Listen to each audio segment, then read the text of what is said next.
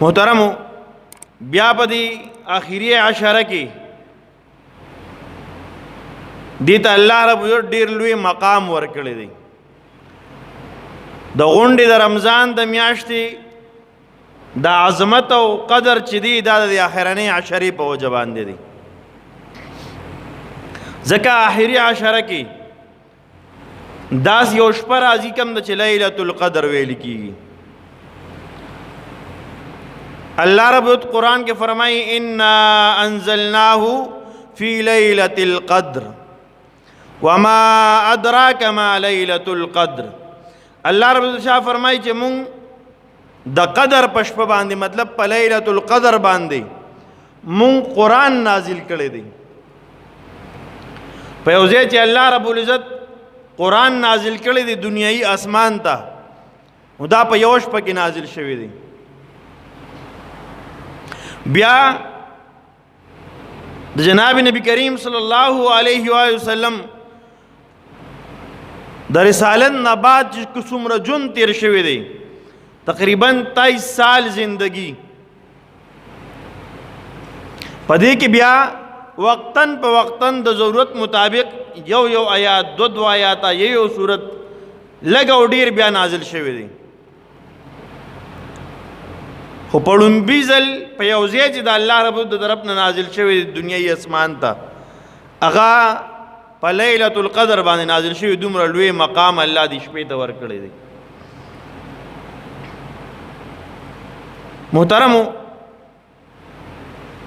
د لیلة القدر د شپې د دې ډیر لوی قدر دی. دا ډیر د قدر شپه ده، ډیر د عزت شپه ده، ډیر د نیکو د ثوابونو شپه ده. الله رب العزت شاہ فرمائی انا انزلناه فی لیلۃ القدر وما ادراک ما لیلۃ القدر. اے بندا تا ته څه پته چې دا شب قدر څه شی دی؟ ته دې څه خبرې چې دا څومره لوی ثوابونو والا، څومره لوی شان والا، څومره لوی مرتبه والا شپه ده. وما ادراک ما لیلۃ القدر لیلۃ القدر خیر من الف شهر. الله فرمائی دا هغه شپه ده چې د کم د یو زر میاشتو نه بهتر ده، برابر هم نه دی ویلی بلکې بهتر ویلی. من الف شهر خیر من الف شهر.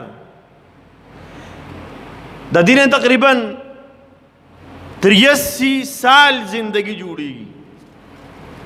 د یوې شپې عبادت، د یوې شپې اجر او ثواب دا د زرو میاشتو نه زیات بهتر دی.